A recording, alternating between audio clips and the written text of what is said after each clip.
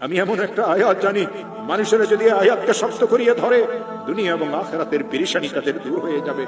এত ঋণ হয়ে গেছে, আদায়ের কোনো ব্যবস্থা নাই, খেতে ফসল হয় না, দোকানটা অচল হয়ে গেছে। একটা মেয়েকে বিবাহ দিয়েছিল, তালাক নিয়ে মেয়েটা ঘরে চলে আসছে, ছেলেটা খারাপ ছেলেদের সাথে মিশিয়ে মদ জুয়ার অভ্যস্ত হয়ে গেছে। এই লোকটার পেরেশানির কোনো শেষ নাই।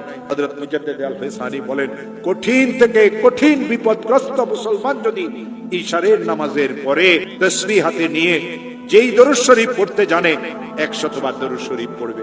আল্লাহুম্মা সাল্লি আলা সাইয়্যিদিনা মুহাম্মদ, আল্লাহুম্মা সাল্লি আলা সাইয়্যিদিনা মুহাম্মদ, আল্লাহুম্মা সাল্লি আলা সাইয়্যিদিনা মুহাম্মদ। আর 499 বার পড়বে লা হাওলা ওয়ালা কুওয়াতা ইল্লা বিল্লাহ।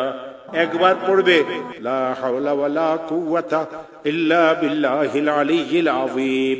আবার 100 বার দরুদ শরীফ পড়বে।